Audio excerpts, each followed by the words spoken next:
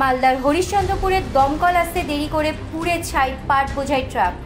ঢিলছোড়া দূরত্বে দমকল কেন্দ্র থাকা সত্ত্বেও সঠিক সময় ইঞ্জিন ঘটনাস্থলে না আসায় দমকল বাহিনীকে ঘিরে বিক্ষোভ স্থানীয়দের।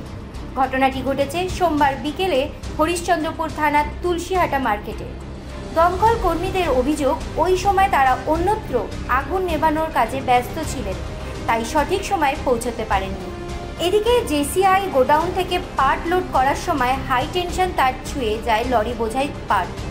দ্রুত সেই আগুন গ্রাস করে নেয় পাট বোঝাই লরিটিকে।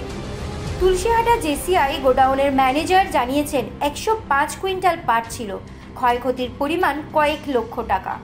অন্যদিকে একই সময়ে তুলসীহাটা গ্রাম পঞ্চায়েতের বাঙ্গাবাড়ি বড়ল এলাকায় বৈদ্যুতিক শর্ট সার্কিটে পাট ভর্তি ভুটভুটিতে আগুন লেগে 30 কুইন্টাল পাট পুড়ে ছাই হয়ে যায়। ঠিক একই সময় রশিদাবাদ গ্রাম পঞ্চায়েতের রানীপুরা গ্রামে এক বাড়িতে আগুন ধরে বিছানাপত্র জ্বলে যায়। তুলসীহাটার দমকল কর্মীরা ওই দুটি অগ্নিকাণ্ডের আগুন নেভানোর কাজে ব্যস্ত ছিলেন। পরিস্থিতি সামাল দিতে ঘটনাস্থলে পৌঁছায় হরিশ্চন্দ্রপুর থানার আইসি মনোজিৎ সরকার, সঙ্গে বিশাল পুলিশ বাহিনী। জেসিআই সেখানে পাট লোড হয়ে কলকাতা যাচ্ছিল, ঠিক আছে, ওনাদের সরকারি ব্যাপার। এখানে আমার ভাই স্টাফ আছে, ভাই এখানে চাকরি করে।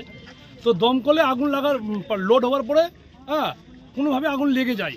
তারপরে পাশেই লাগালেই আমাদের দমকল, ঠিক আছে, দমকল অফিস, দমকলের সেখানে বলা হলো, ওনারা বলছেন যে আমাদের স্টাফ নাই, আমরা পারবো না।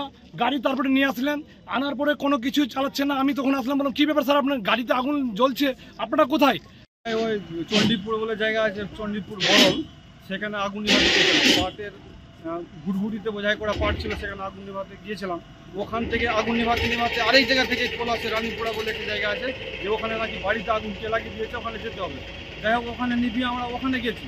ওই মুহূর্তে যাই হোক ওখানে গিয়ে কাজ হয়নি, যেতে যেতে নিভে গেছি। ওখানে পৌঁছানো মাত্র ফোনের থেকে অফিসে নাকি একটা পাট বোঝাই করা এলপি এসে আগুন লেগে গেছে, ওখানে নিভানোর জন্য সবাই আমাদের খোঁজাখুঁজি করছে, কিন্তু আমাদের গাড়ি তো সেই জায়গায়। ওখান থেকে এসে বাইরে আমরা আগুন নেওয়াতে আপ্রাণ চেষ্টা করছি, যতটা পারছি আমরা এখন পর্যন্ত কাজ করে চলে যাচ্ছি।